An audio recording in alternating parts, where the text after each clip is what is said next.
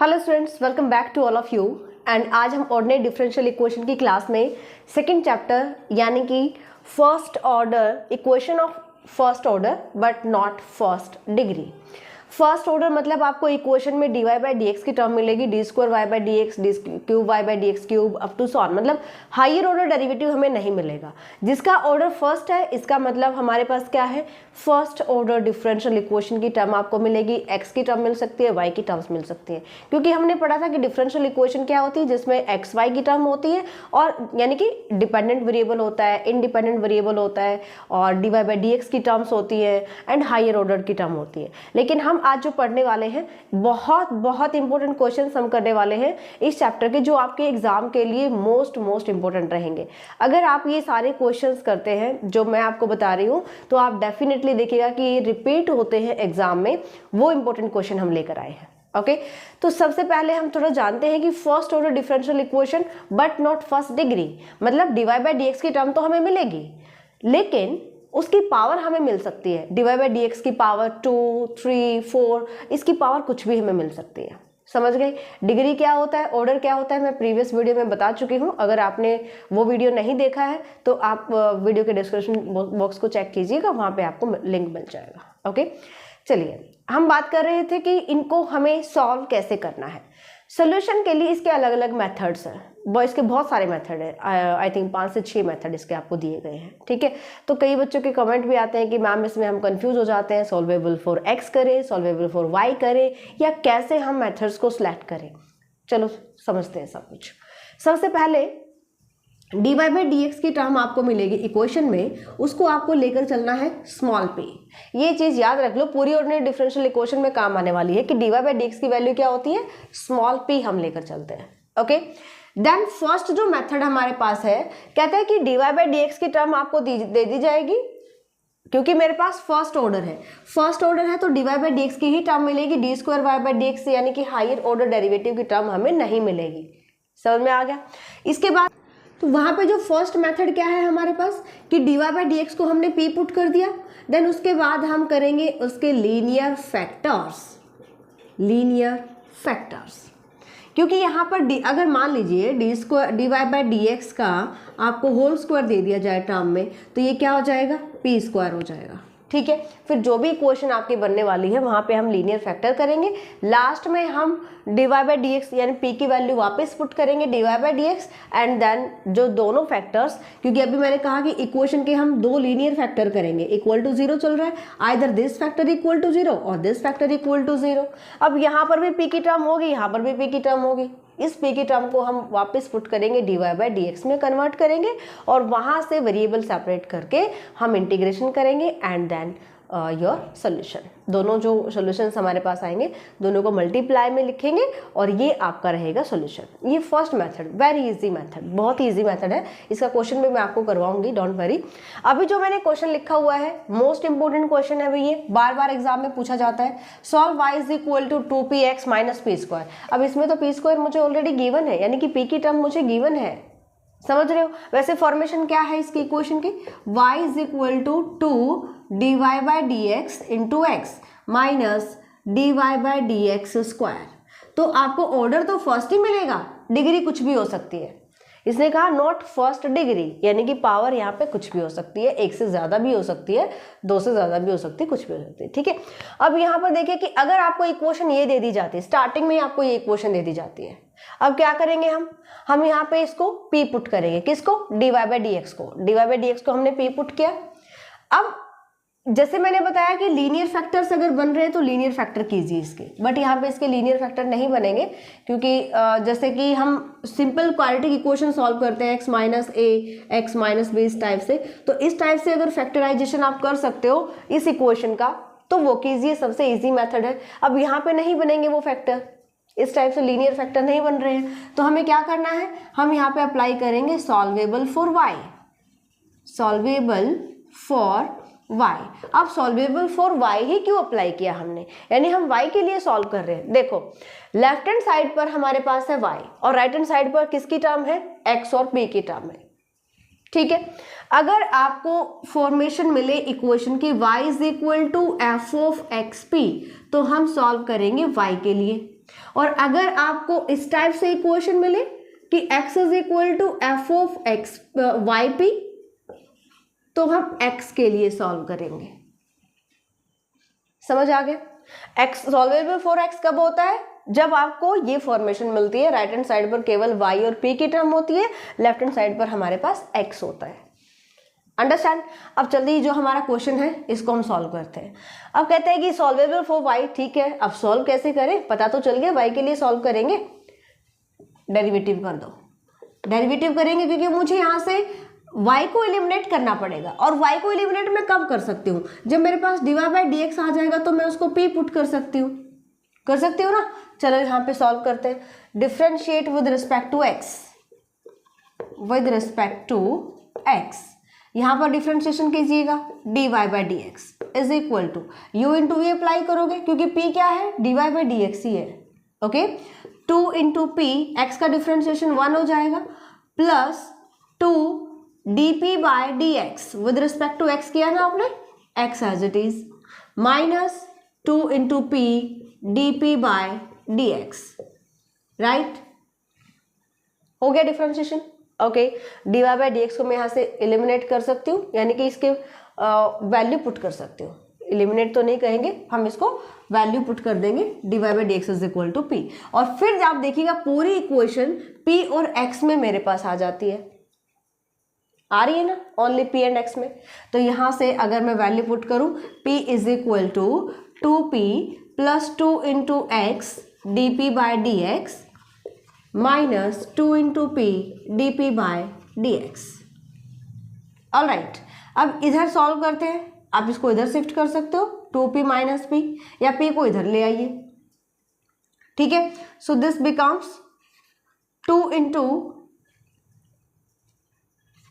X, 2 common अगर लेते हैं, या dp बाई डी एक्स भी कॉमन आ जाएगा, x minus p d p by d x plus p is equal to 0। क्या मैं यहां से वेरिएबल सेपरेट कर पा रही हूं? कैसे करना चाहिए? अब इस इक्वेशन का सॉल्यूशन हमें करना है। अगर आपने सारा डिफरेंशियल इक्वेशन को अच्छे से कवर कर रखा है, जैसे कि +2 का अगर हम बात करें, तो अगर वो आपने अच्छे से कवर किया है तो ही आप इसको सॉल्व कर सकते हैं। अब हम सबसे पहले हमें क्या देखना है कि हम वेरिएबल सेपरेट कर सकते हैं। अगर मान लो ऐसी इक्वेशन होती है x into d p by d x is equal to p, तो मैं इसका सोल्यूशन कैसे करती? वेरिएबल सेपरेशन से, यानी कि d p by p is equal to d x को इधर ले जाते और एक्स को भी इधर ले जाते और हम इंटीग्रेशन कर देते, हमारे पास आ जाता सोल्यूशन। समझ रहे हैं? लेकिन यहाँ पर हमारे पास क्या है, इस टाइप की फॉर्मेशन नहीं है, प्लस पी भी आया हुआ है। चलो सॉल्व करते हैं इसको। D p by d x is equal to, p को मैंने इधर शिफ्ट किया माइनस पी और इस टर्म से डिवाइड कर दिया, 2 इंटू एक्स माइनस पी, ठीक है।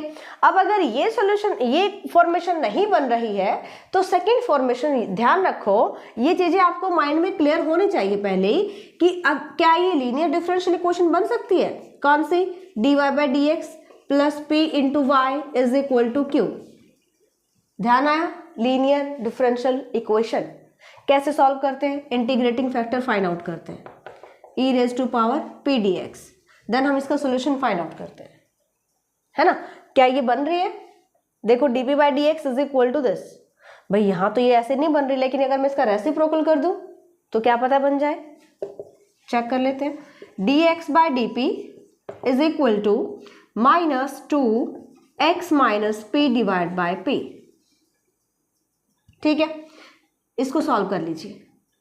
इसका मैंने रेसिप्रोकल किया है, x के डिवाइड में p अलग से लेकर जाओ और p के डिवाइड में p कर दीजिए, माइनस 2 इंटू, और ये भी ओपन कर लो, माइनस 2 से मतलब मल्टीप्लाई कर दो, x by p minus minus plus, p से p कैंसिल हो जाएगा, 2 आ जाएगा, ठीक है। क्या मैं इसको ऐसे लिख दूं? dx बाय डी, इस टर्म को उठाइए इधर शिफ्ट कर दीजिए, पॉजिटिव हो जाएगी, 2 by p into x is equal to 2। तो क्या ये लीनियर डिफरेंशियल इक्वेशन है? बिल्कुल है। कंपेयर करो इसको किससे? Compare with dx by d, यहां पर डिपेंडेंट वेरिएबल क्या बन रहा है? x, independent is p। So dx by d plus P into x is equal to q. तो कैपिटल P, ये चीज़ देखिएगा यहाँ पे हमने कैपिटल P लिया है, स्मॉल p क्या है, dy by d x, right, where capital P is equal to 2 by p, compare किया हमारे पास ये आ जाएगा। ये क्यों निकाला हमने, इंटीग्रेटिंग फैक्टर के लिए। So therefore integrating factor is equal to e raise to power p dx, this equal to e raise to power p क्या है भाई, 2 by p, oh dp not dx, क्योंकि हम जो यहाँ पे जो डिपेंडेंट वेरिएबल है x है, लेकिन यहाँ पे क्या होता है, y होता है।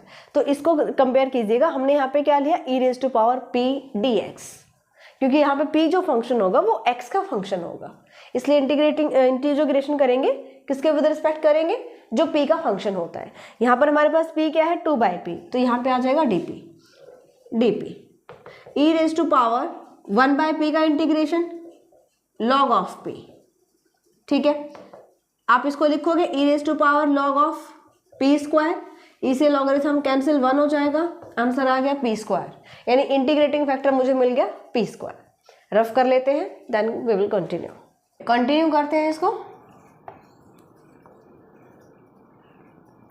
इंटीग्रेटिंग फैक्टर हमारे पास आ जाता है, सॉल्यूशन क्या होगा, जब dy बाई डी एक्स होता है तो y इंटू इंटीग्रेटिंग फैक्टर हम लिखते हैं। यहाँ पे क्या है, डिपेंडेंट वेरिएबल x है, तो आप सॉल्यूशन लिखोगे, solution x into integrating factor is equal to integration q into integrating factor dp, क्योंकि इंडिपेंडेंट वेरिएबल यहाँ पे dp है, plus any constant, value put कर लेते हैं, x इंटू इंटीग्रेटिंग फैक्टर है p square is equal to integration q क्या है, यहाँ पे q को कंपेयर कीजिएगा, q is right hand side पर 2, ठीक है। सो 2 into p square, integrating factor is p square, dp plus c, 2 into p cube by 3, integration किया हमने, प्लस c, और यहाँ से x into P square, x की वैल्यू क्या आ जाएगी,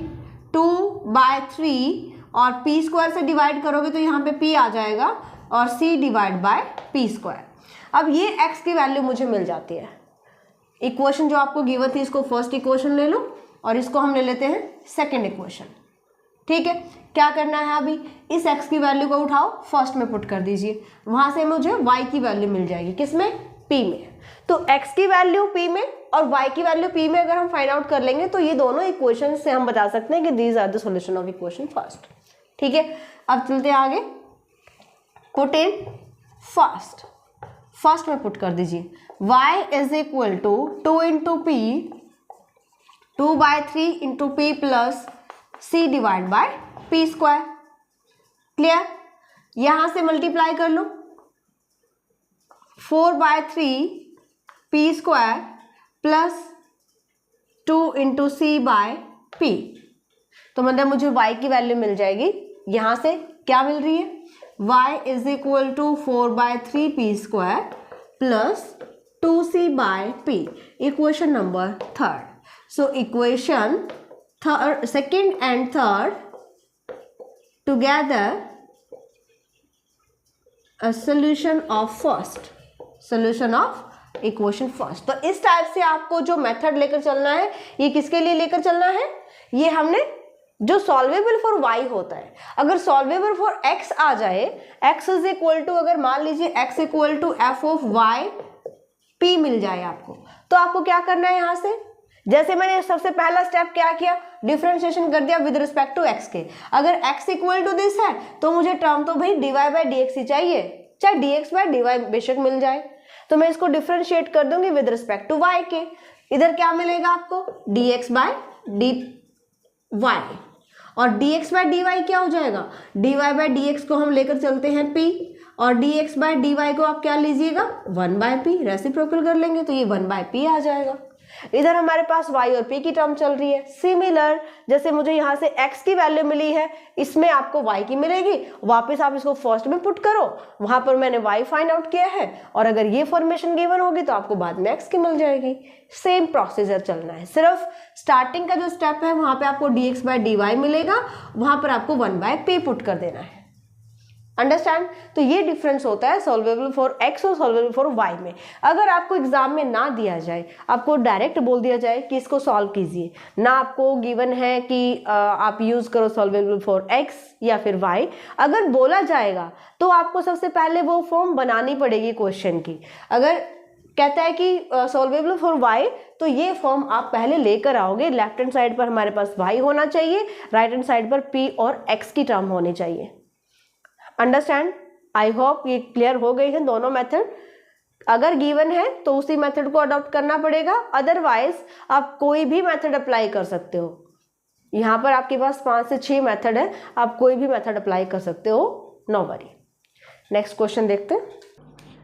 क्वेश्चन नंबर 2 देखते हैं। Solve e raise to power 3xp - 1 plus p raise to power cube, ये स्मॉल p है, into e raise to power 2y equal to 0। देखो अभी हमने बताया कि हम कौन कौन से मेथड अडॉप्ट कर सकते हैं।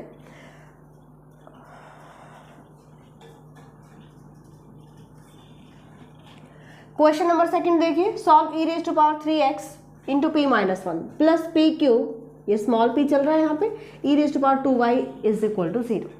अभी हमने देखा कि अगर हमें फर्स्ट ऑर्डर की जो इक्वेशन है वो गिवन है, लेकिन डिग्री उसकी कुछ भी हो सकती है, एक से ज़्यादा हो सकती है, फर्स्ट डिग्री नहीं है, ये हम मान के चलते हैं ना। तो हमने कहा कि अगर हम पहला मेथड हमने देखा लीनियर फैक्टराइजेशन, आप कर सकते हो। Second solvable for y, third method solvable for x। अब जो हम पढ़ने वाले हैं यहाँ पर आपके पास आता है Lagrange's equation and Clairaut's form. किसकी? डिफरेंशियल इक्वेशन में। लैग्रेंजेस फॉर्म क्या होगी? y is equal to x into phi of p plus f of p। ध्यान से देखिएगा, क्लैरेट्स फॉर्म ये कौन सी होती है भाई? y is equal to x into p plus f of p। आप देखते हैं लैंग्वेजेस इक्वेशन का, लैंग्वेजेस फॉर्म जो है इसका एग्जांपल क्या हो सकता है? y equal to x into p cube plus p raise to power 4। क्या कहा इसने कि x जो है यहाँ पे मल्टीप्लाई में है, इसकी पावर 1 होनी चाहिए, लेकिन फाई ऑफ p मतलब यहाँ पे p की टर्म होनी चाहिए, लेकिन p की टर्म कुछ भी हो सकती है। चलो क्लैरेट्स फॉर्म देखते हैं। कहता है कि y is equal to x into p plus p raise to power 4। भाई यहाँ पे x की पावर भी 1 होगी, p की पावर भी 1 होगी, तो इस फॉर्म को बोलते हैं क्लैरेट्स फॉर्म। अंडरस्टैंड? क्यों हमें इतना जरूरी है इनको, यानी कि हम क्या करेंगे, क्वेश्चन को रिड्यूस करेंगे क्लैरेट्स फॉर्म में। वाई? क्योंकि इसकी जो सोल्यूशन होता है वहां पर हम ये लेकर चलते हैं p is equal to constant equal to c। ये सोल्यूशन कैसे आया है इस वीडियो का, यानी कि जिसमें मैंने सिंगल जो मेथड्स करवाए हैं उसका लिंक आपको वीडियो के डिस्क्रिप्शन बॉक्स में मिल जाएगा, और कंप्लीट सिलेबस के लिए आप न्यूरा मैथ्स एप्लीकेशन भी डाउनलोड कर सकते हैं। तो यहाँ से देखते हैं कि अगर मुझे क्लैरेट्स फॉर्म मिल जाती है तो मैं p equal to c put करूँगी, सोल्यूशन मिल जाएगा। यहाँ से क्या सोल्यूशन आ जाएगा? y is equal to x into c plus c raise to power 4, हो गया सोल्यूशन। तो हमें ये जो क्वेश्चन दिया गया है इसको कन्वर्ट करना है क्लैरेट्स फॉर्म में। अब कन्वर्ट कैसे करेंगे? हमें या तो क्वेश्चन में मेंशन होगा कि आप ये सब्स्टिट्यूशन कीजिए और इनको क्लैरेट्स फॉर्म में चेंज कीजिए, x को ये लीजिए, y को ये लीजिए, जो भी। अभी हमारे पास जो क्वेश्चन है यहाँ पर एक्सपोनेंशियल टर्म है, तो मैं आपको बता दूं कि अगर आपके पास एक्सपोनेंशियल टर्म्स हैं x और y की, तो हमें क्या लेना है? यहाँ पे हमें लेना है एक k number. Let k is equal to HCF of, यहाँ पर e की पावर x का मल्टीपल क्या है? 3, यहाँ पे 2। HCF ऑफ 3 and 2 हम k ले लेते हैं, यानी कि k की वैल्यू क्या आ जाएगी? k is equal to HCF of 3 and 2, यानी हाईएस्ट कॉमन फैक्टर को प्राइम है तो 1 आ गया, k की वैल्यू आ गई 1। और अगर आपको एक्सपोनेंशियल टर्म्स गिवन है तो हम सब्स्टिट्यूशन यहाँ पे क्या लेकर चलेंगे? x is equal to e raise to power k into x.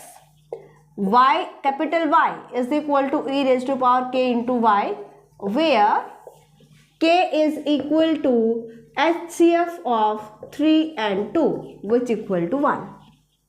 कुछ भी टर्म हो यहाँ पे हमें x की और y की पावर देखनी है और k की वैल्यू फाइंड आउट कर लेनी है। अंडरस्टैंड? चलिए यहाँ तक क्लियर हो गया। यानी x की वैल्यू मेरे पास आ गई e raise to power x, y की वैल्यू क्या आ गई e raise to power y, k की वैल्यू हमने 1 पुट कर दी। नाउ स्मॉल p क्या होता है, dy बाय dx होता है। ठीक है, मैं यहां से इनको डेरिवेटिव कर लेती हूँ, dx is equal to e raise to power x into dx। अगर इस इक्वेशन का कीजिएगा तो dy is equal to e raise to power into y का डिफ्रेंसिएशन हो जाएगा dy। मुझे वैल्यू चाहिए dy बाई dx की, तो क्या करें, इनको डिवाइड कर ले। अगर मैं इन दोनों इक्वेशंस को डिवाइड करती हूं तो dy बाई dx, इसके पास क्या है e raise to power y, इसके पास क्या है e raise to power x is equal to capital dy divide by capital d into capital x, यानी कि dx। समझ में आ गया? e raise to power y क्या है, capital y, e raise to power x capital x। So implies that dy by dx की जो वैल्यू आएगी, ये हमारे पास कैपिटल x है, इधर लेकर जाओगे तो x by y dy by dx, ये वैल्यू आ जाती है dy बाय dx की। ओके, और ये जो कैपिटल dy बाय dx है, इसको हम लेकर चलेंगे कैपिटल p। क्या लेंगे, capital p। So this equal to dy by dx की वैल्यू, यानी इन इक्वेशंस को डिवाइड करेंगे। मैं यहाँ पे बता चुकी हूँ आपको, डायरेक्ट वैल्यू पुट कर दूँ, x by y into dy by dx, x by y into capital p, where p is capital P equal to dy by dx। Clear यहाँ तक? अब क्या करें, अब हमारे पास जो इक्वेशन है, इक्वेशन फर्स्ट, इसमें हम सब्सटीट्यूट करेंगे सारी वैल्यूज जितनी हमारे पास x की जो e raise to power small x small y small p को हम कन्वर्ट करेंगे कैपिटल्स फॉर्म में। राइट, पुट करते हैं, put all values in equation first.